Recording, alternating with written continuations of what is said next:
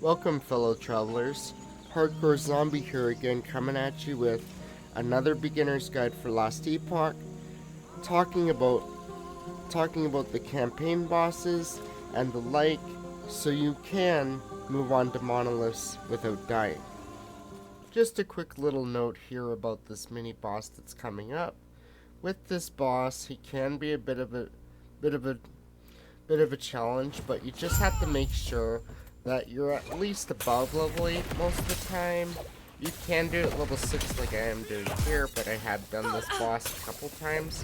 But he is just, in general, just a little tiny mini boss that shouldn't give you too much trouble. The only thing that you really have to watch out for is that little flying bird right there. Overall, though, as long as you're playing from a distance and not going into the range of the bird and into the fire, you should be good and be able to kill him relatively easily. Just like that. Not too hard, was it? Well, let's move on. Another thing of note for the first part of Act 1. This quest here is very simple. All you have to do is just walk over and walk inside the storage rooms to go over here to click onto this thing here. And then all you have to do is talk to the old man outside, and you will get your very first passive skill point from the campaign. Another quick note for all of you: throughout the campaign, you will find very similar chests like this that will be marked on your mini-map. In general, it's pretty good to open these chests early on, because you're not going to have much in terms of gear or in terms of other shards and whatnot that you may pick up on the ground that's used for crafting. So once we pick up the chest, as you can see, it's no longer visible on the minimap. And just for example here, let's pick up this little helmet. And the most important thing is, with whatever you pick up, especially early on, if you need extra effect shards, you simply press F on your keyboard, and then you drag it over to the forge, and then by clicking the plus button down here, we can equip our Rune of Shattering, which will just simply destroy the item and gives us some shards back for doing so. Here's another mini boss of note throughout the campaign. This guy is relatively easy as well, but you do have to pay attention to his slam. His slam when he does his little circle thing, and as you can see, the minute I walked off screen with the damage over time and my little friend helping me, he died relatively easily, so he's not too much to worry about. Now let's take a look at the apex to Act 1 and the final big boss for Act 1 to conclude Act 1.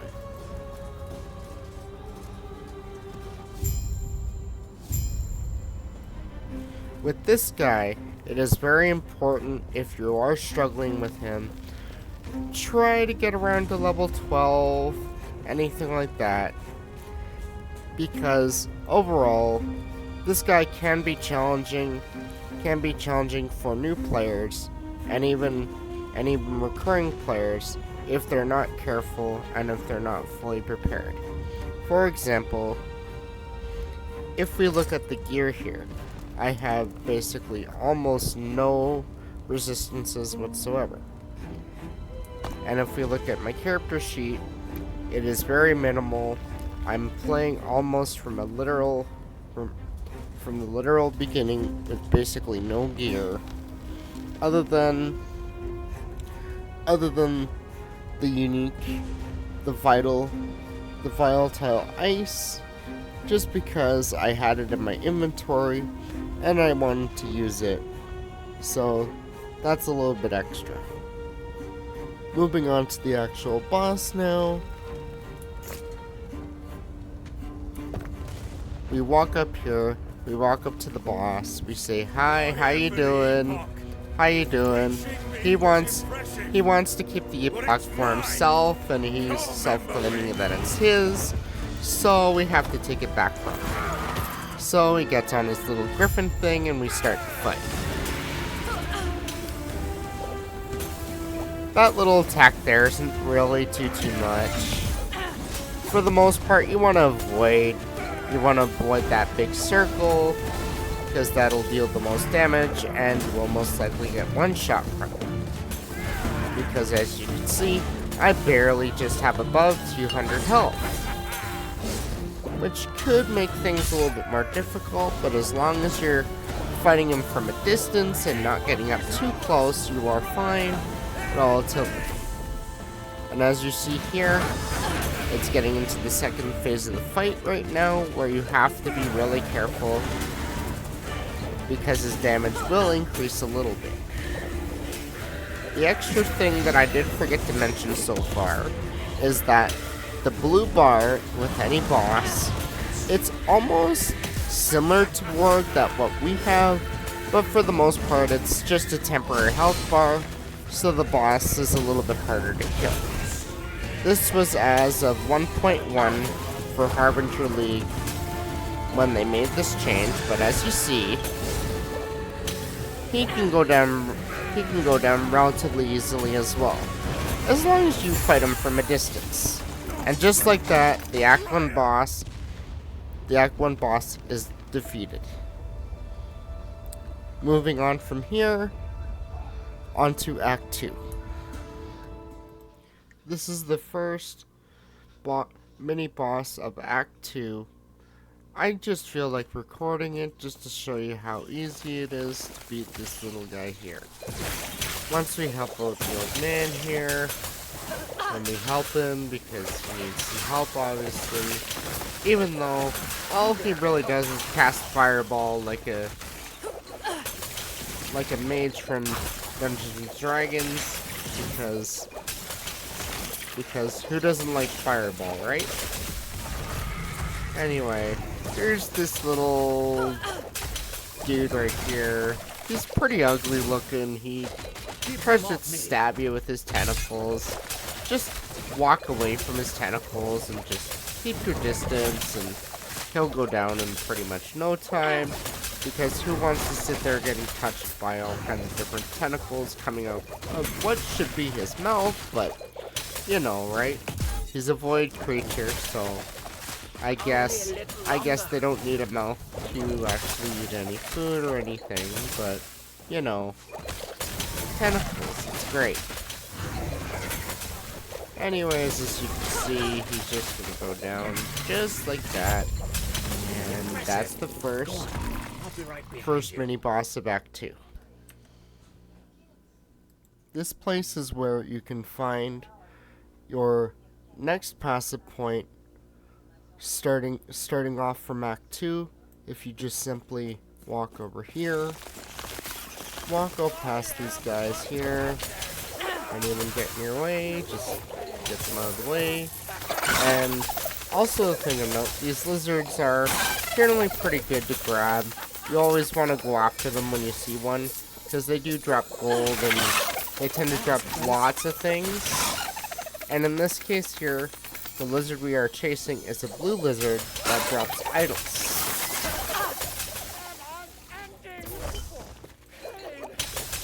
That being said, we'll pick up the idols on the ground. And as you can see, your idols all go into the secondary slot within your inventory for your character. And throughout the campaign, you will be able to get more idol slots, and I will do my best to show the locations and where those are. Anyways, moving on from here towards the Act 2 first boss of Act 2. We have arrived at the area with the first Act 2 boss of the campaign for Last Epoch.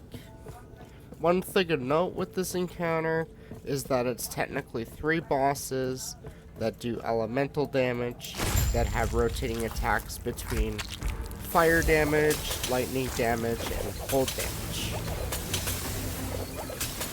The main thing with this boss here is you generally want to try and focus down one at a time. However, most of the time when you're moving around, they will move all over the place. So it does make it easier sometimes with this boss encounter when they are split up. The only attack to really worry about avoiding is the fire beam, which you just saw on screen. But other than that, this boss here can go down relatively easily as well. Just be careful, there is technically 3 bosses here, but I still consider it all one boss anyway, since it doesn't really seem like they function any different. It's just almost like they took the same enemy and copied and pasted 3 times to form the second act boss. But that being said, it's relatively easy. It's a lot better if you just focus down one at a time, but I'm also trying to make sure that I'm kiting the enemies as best as I can to keep them relatively stationary, since my unique that I do have on gives me access to freeze and freeze multiplier, which as you saw, just like most games like this, they'll stand still like a stun. Anyways, this has been the second act first boss. And now, moving on. Since I found this here, the Nemesis, while on my way to the Act 2 first boss, I will show you what this current cycle mechanic does in terms of Last Epoch. So when you approach it, you click on it, and then you'll see a display of items. These items can be empowered from extra encounters from this little mini boss called the Harbinger. So, in this case, I've already started empowering some items here because there is a few things that I would like. So, that being said, you can empower it up to a maximum of 3 times. Keep in mind, with each encounter that you beat, this little mini boss will get stronger. So be careful. If you read this, I am gone. So, with this boss here, mainly there's 3 types of bosses. Or 4 types of bosses. I am gone. Anyways, in this case, we have the lightning version of the Nemesis. There is a poison version, which can be a lot more scarier than the storm version, and then there is also the bleed version that is also a little bit scary because there's more AoE attacks and stuff to avoid. With the thunder Nemesis, I haven't had much trouble with this guy, since he's more of a melee type of character. But overall, he's fairly easy, and this is basically a summary of the current cycle mechanic for Last Epoch. Here is Act 2's second mini boss. This guy here, he can be pretty difficult as well, but overall, as long as you're staying out of the pools of fire, which I will be showing you in a minute, you should be relatively safe, since this boss moves very slowly.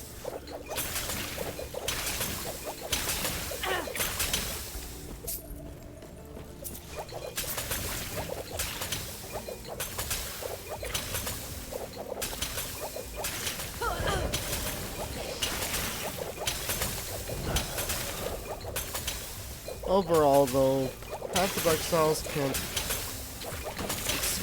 Last Epoch's campaign is a little bit easier than Path of Exile, in terms of the difficulty curve. By no means is Last Epoch an easy game to play. Last Epoch can be pretty challenging as well. It's just not challenging right off the gate. But as you can see here, he is relatively slow. You just have to avoid his little fire and lava things on the ground.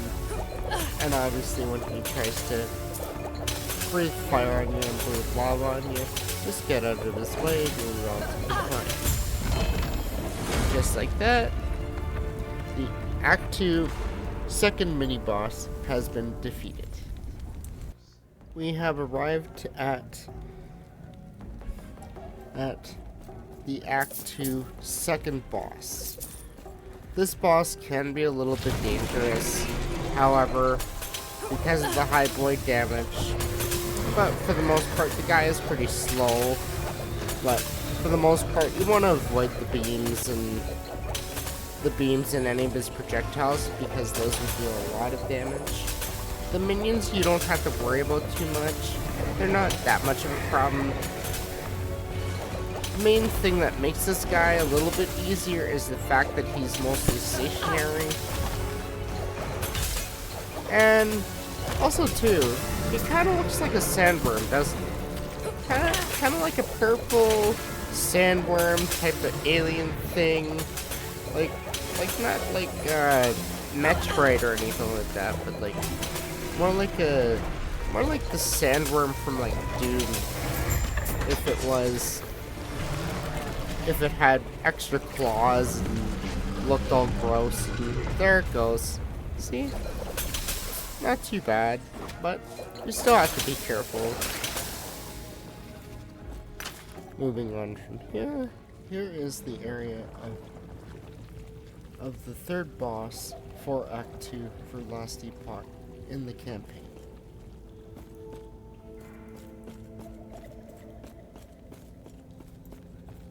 Stay back.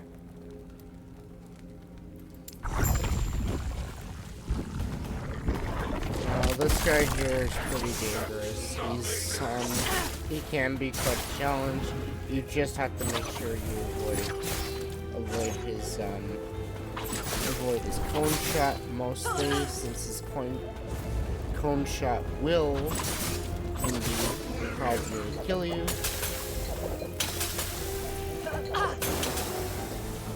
Along with his electrical beam, that's pretty bad. You also want to avoid that as well. But by far the worst one is his triangle and his void explosion. So overall, the goal of this boss is not to get hit by anything whatsoever, and you will be safe. As you can see here, that's not a beam of fire that does quite a lot of damage, so you have to be careful.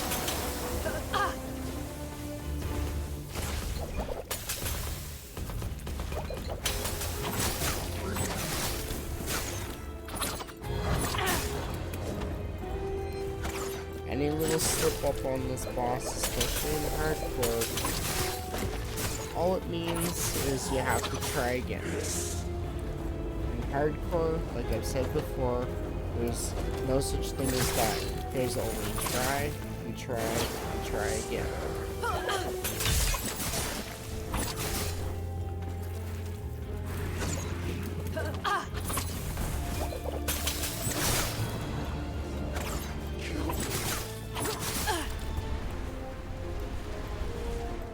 Overall, a melee character on this boss would have a little bit of a harder time dealing with his AoE attacks.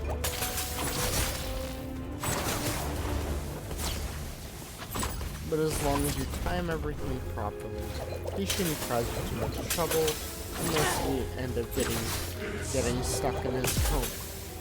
His cone is probably his worst attack and his most deadly one to watch out.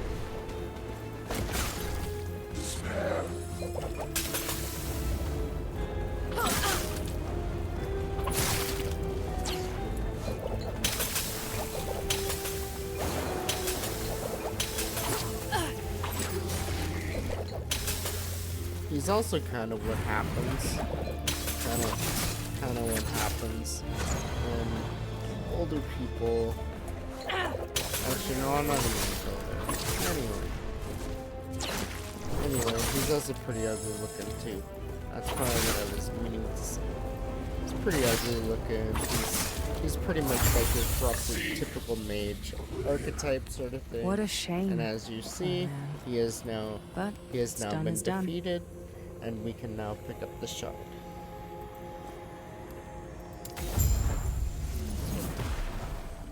After defeating that Act 2 boss, we have our choice of our mastery.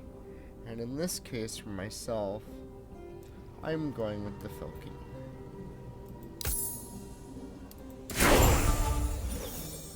This is the area for the Act 3 boss for the first boss. Overall, with this boss starting off in Act 3, it's not too bad. I don't really remember having much trouble with this, so I thought I'd just record it anyway. Just so you can see how easy this boss is.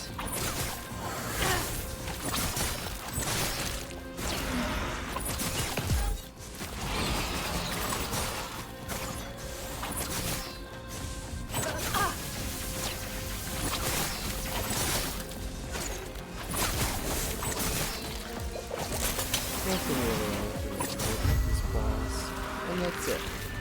So, moving forward to the next boss in Act 3.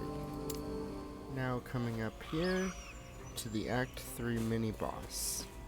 It's a big, gigantic dragon that deals fire damage. Overall, pretty very similar to the Void Forge mini boss that we fought in Act 2. It's pretty slow. It's relatively tanky. But overall, as long as you avoid the flame breath, you should be good. And as you can see here, here's the little mini boss in Act 3. And just like the Forge Void boss, this guy should go down relatively easily. And as you can see here, we just about defeated the boss.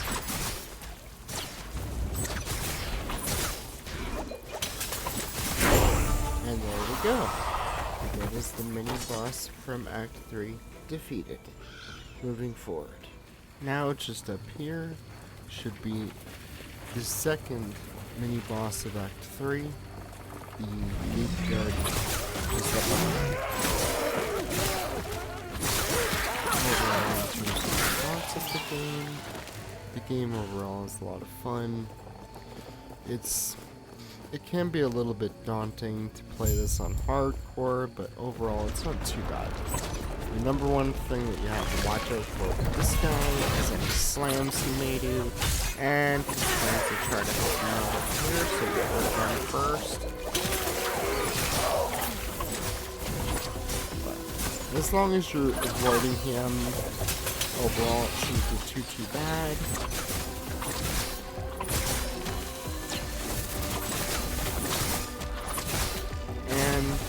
Just like that, Temple Guardian has been defeated. And now, for the final boss of Act 3, just up ahead.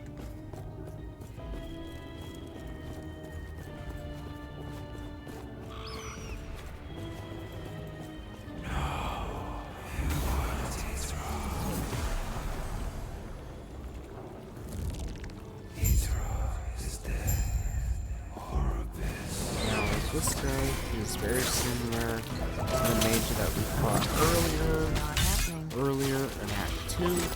He's not that much trouble as long as we avoid his beams and his projectiles. We're relatively safe. And as you can see, he's gonna go down pretty easily too. I literally just started fighting him, and now he's down to less than 40%. I guess the blue health thing doesn't really help too much.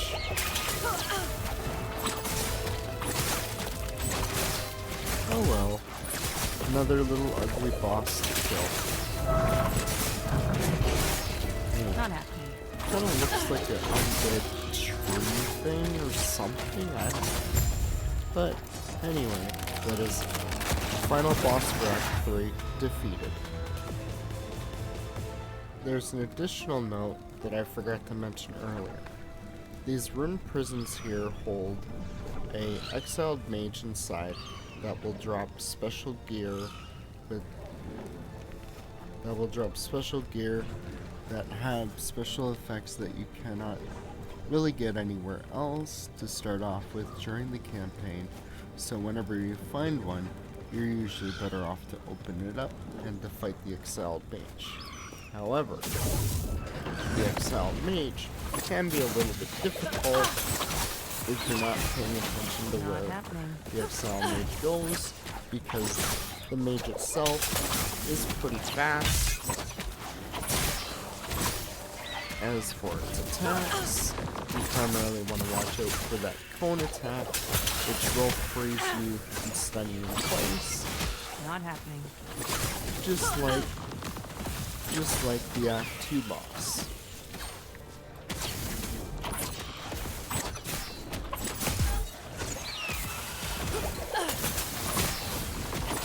But as you see, taking down one of these exiled mages can be a little bit difficult, if not a little bit more annoying than anything else, because it does dash around all over the place. And with that is our exiled mage encounter. Up here, something of note for Act 4. Once you touch the stone, the drawbridge will drop, and you'll be able to walk over to talk to the maiden. Once you talk to the maiden, there will be a surprising sound that will start.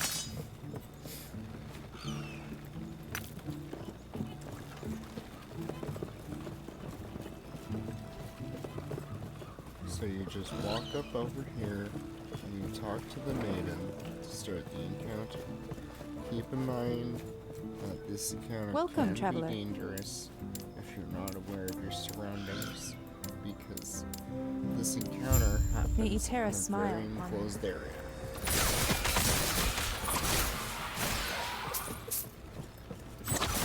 As you see, they're coming from the bridge, so that's Not happening.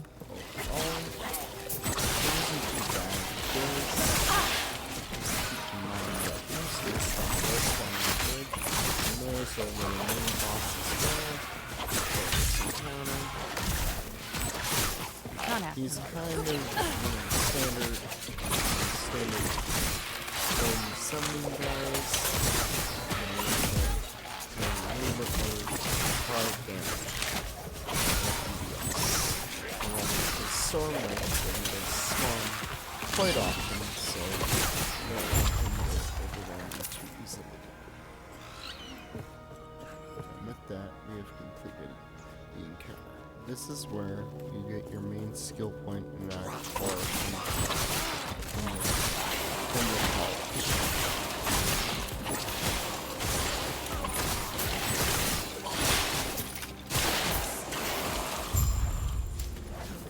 And then you have to go in through the gate over here.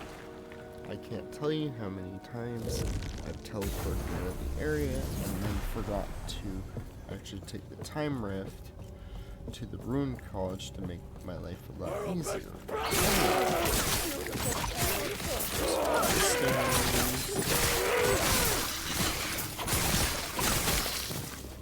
Just go up the stairs, through here, up here, and you want to move them all over, just put them out of your way, just like so.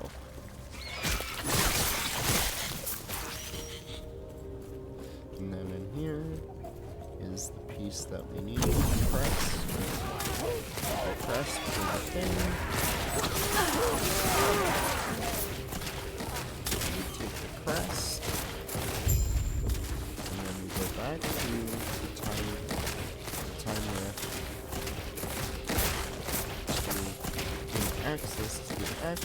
knowledge in the Imperial area.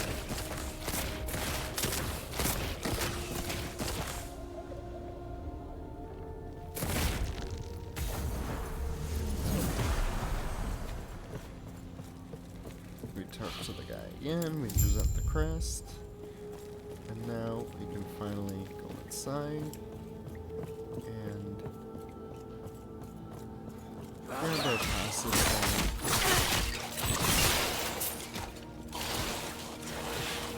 And if you made it this far in the video, please leave a like and a comment down below saying something like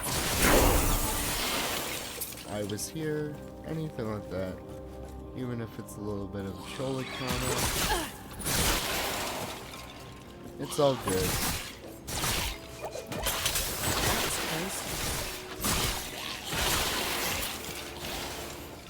And that's also the other thing, for the most part, first playing hardcore on YouTube, the more times you die, and the more times you keep trying, the better you get, and the easier things will be.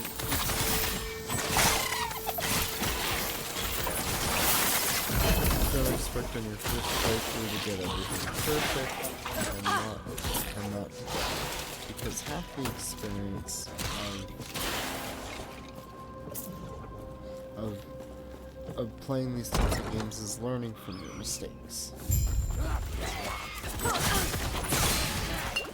you saw there, it's very easy to die, getting stuff like especially on a build like this, which is right here. You generate a glass cannon. However, you do have some nice defenses. And as you see, we go over here, we shut down the device, and then we just have to simply return to town to collect our reward.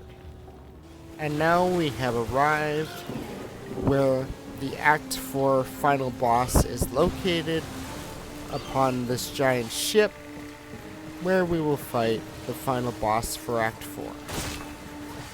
Overall, this boss fight can be a bit challenging, like I've said for most of the bosses previously.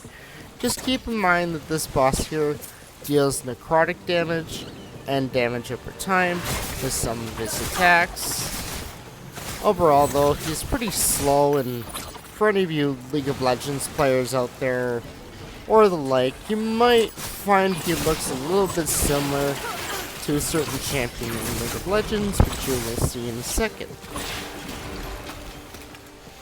And we also have to kick him off the ship and break down the ship, which I don't know why, but anyway, here he is. Mr. Urgot himself, with the trident, the admiral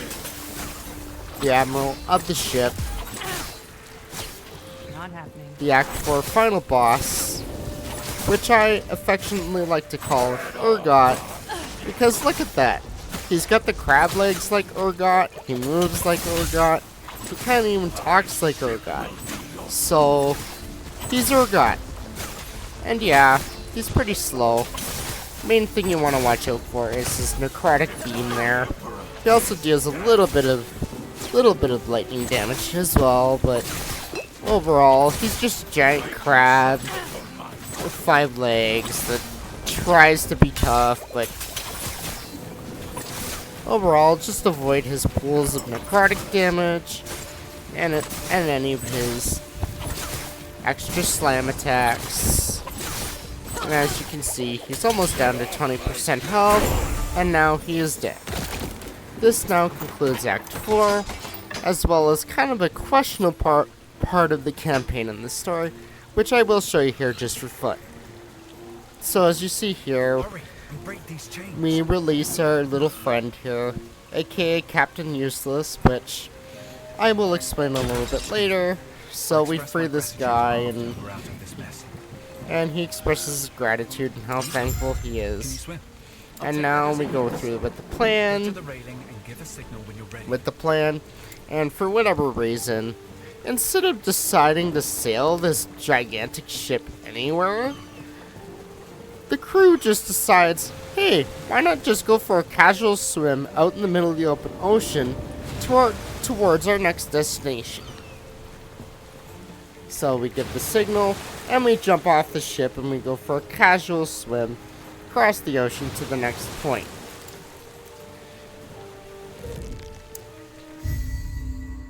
Wasn't that refreshing? Well, that was actually kind of refreshing. Now, where are we? With that being said, this has been Hardcore Zombie with a beginner's guide for the Last Epoch campaign part 1. Please tune in next time for part 2 and more great videos to come. Signing off. See you later, and remember, try to die less.